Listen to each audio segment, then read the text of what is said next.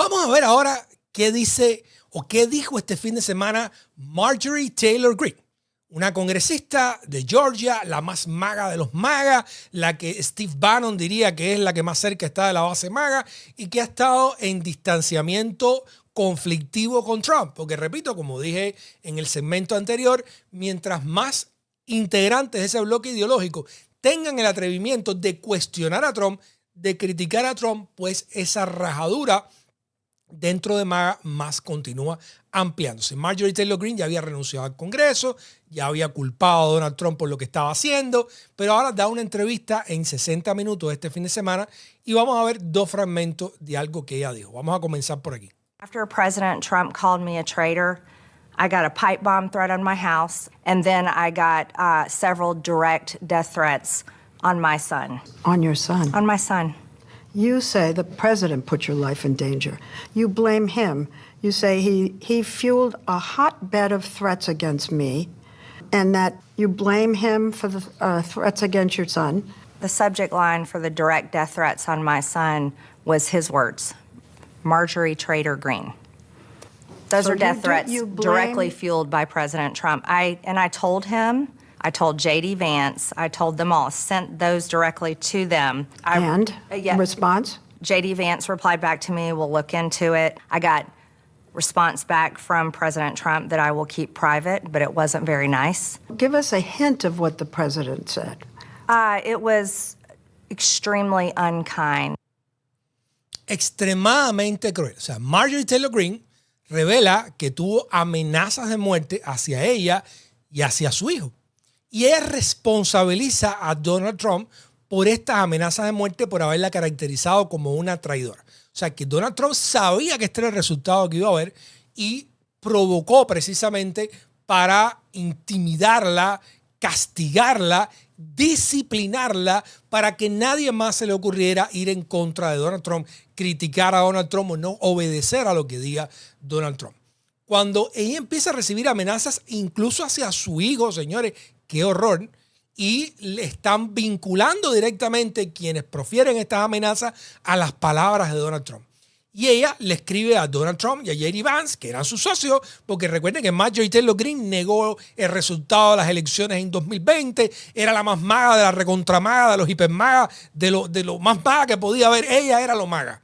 O sea, ella le limpió el entrenalgas a Donald Trump con absolutamente cada parte de su anatomía.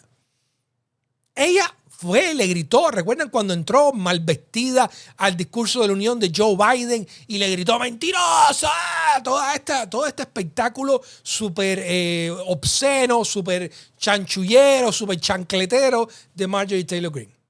Y ahora, cuando a ella de conciencia dice, mira, yo no puedo dejar embarcada a estas víctimas de Jeffrey Epstein.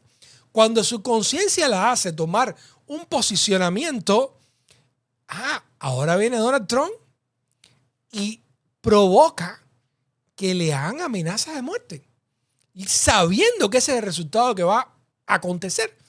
Y Marjorie Taylor Greene parece que todavía creyéndose todo este tabaco de que a Donald Trump le importa lo más mínimo nadie, que no sea el mismo, pues le escribe a Trump, le escribe a J.D. Vance. Parece que J.D. Vance, un poquito más recatado, dice, we're gonna look into it. Vamos a revisar a ver qué pasó aquí. No, pero ahí no hay nada que revisar. Se sabe que Trump hizo esto a propósito para que le metieran la amenaza.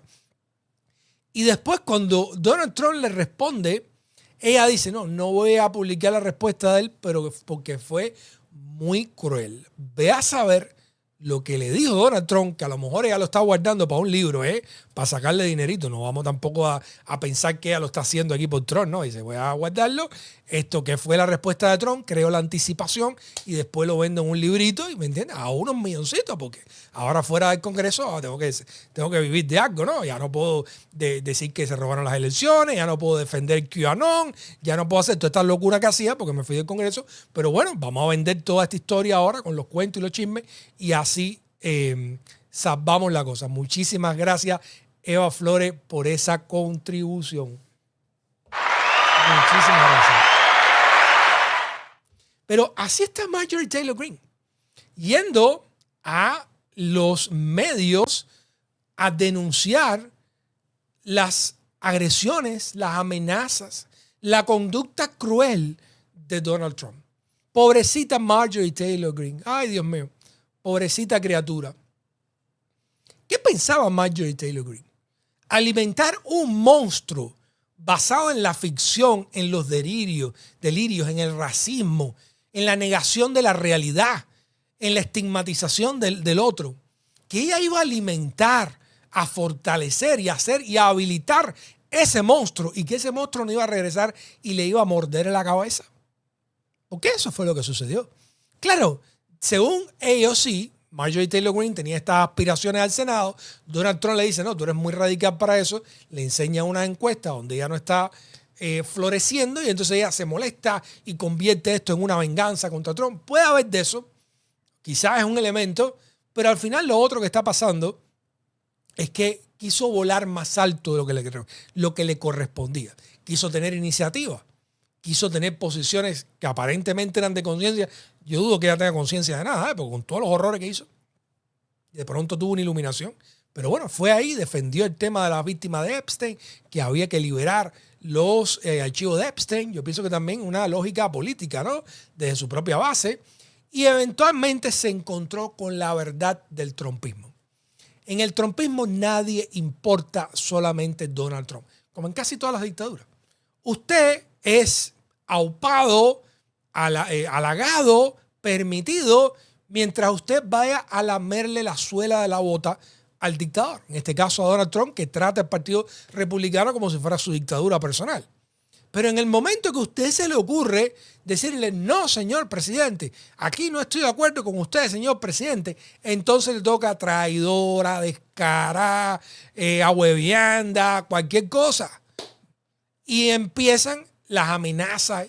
¿Ustedes creen que ahora a Trump le importa si a Marjorie Taylor Greene o al hijo de ella lo revientan? No, probablemente le encantaría, porque de esa manera podría intimidar todavía más a la gente, a los cobardes que lo siguen. Y hay que decir, señores, que el Partido Republicano MAGA hay que darle un premio. El premio a los tipos más pendejos en la historia humana. Yo creo que no ha habido un partido, una organización política más pendeja, completamente cobarde, asqueroso y patéticamente cobarde que el Partido Republicano después del auge de Donald Trump. Tuvieron la oportunidad de darle una patada por el fondillo y sacarnos y librarnos a todos de toda esta locura en el que estamos involucrados en el segundo juicio político. Cuando los acontecimientos del 6 de enero, lo único que tenían que haber hecho los senadores es decir, bueno, lo encontramos culpable, lo resacamos del puesto y más nunca puede aspirar a una oficina pública. Pero no, son unos pendejos y tenían miedito. Ay, ¿qué vamos a decir? Los maguitas van a decir que nosotros, que somos anti-Trump, que somos liberales, que somos malos. Y entonces, en ese escenario, dijeron, no, que los demócratas se encarguen de él. Y los demócratas, que después se comportaron como otros come mierda más, Merrick Garland oye, es un tipo que intentó dar un golpe de Estado y tú no lo puedes procesar, brother, que volá contigo. O sea, es honestamente la ineptitud más grande del mundo. El exceso del procedimentalismo, de ir por el libro, de ir por el manual y no le diste justicia a nadie. Y permitiste que el loco neonazista ahora estuviera al frente del país destruyendo lo que un cuarto de milenio de república y democracia han traído para bien de los estadounidenses. Pero bueno, eso fue Merrick Garland. Hay que sonarlo, hay que tocarlo y hay que recordarse. Pero Merrick Garland, de cierta manera, estaba constreñido por las reglas del procedimiento, según él, ¿no? Por las reglas del Departamento de Justicia. Pero los republicanos lo único que tenían era que haber votado. Oye, el tipo es culpable, el tipo de verdad asaltó el Capitolio, es un mierda, no vale la pena tenerlo por aquí, tenemos que salir de él. Y hubieran votado, mira, incluso podían haberse limitado a votar republicanos que estuvieran para reelección en 6 años, para que ya nadie se acordara de eso, porque tú no tenías que votar, todos los senadores no tenían que votar, con que votaran una cantidad significativa, creo que era para lograr 2/3 del Senado, se hubiera ido. Votaban los que más lejos estuvieran de las elecciones y hubieran salido Donald Trump. Listo, se acabó Donald Trump. Pero no, son pendejos, son cobardes y todo este año le han estado admitiendo todo lo que Trump ha hecho. Por eso si los destruyen electoralmente en el 2026, no va a haber un partido, una organización que se merezca más lo que les va a pasar, indiscutiblemente. Y miren lo que responde Marjorie Taylor Greene en esta segunda pregunta que le hacen de cómo estos republicanos tratan a Trump por detrás. Behind the scenes, do they talk differently? Yes. How? Oh, it would shock people. Well, let's shock people. Okay. I watched many of my colleagues go from making fun of him, making fun of how he talks, making fun of me constantly for supporting him, to when he won the primary in 2024, they all started, excuse my language, Leslie, kissing his ass and decided to put on a MAGA hat for the first time. Marjorie Taylor Greene lo admite. Se burlaban a sus espaldas, se burlan a sus espaldas, no lo soportan.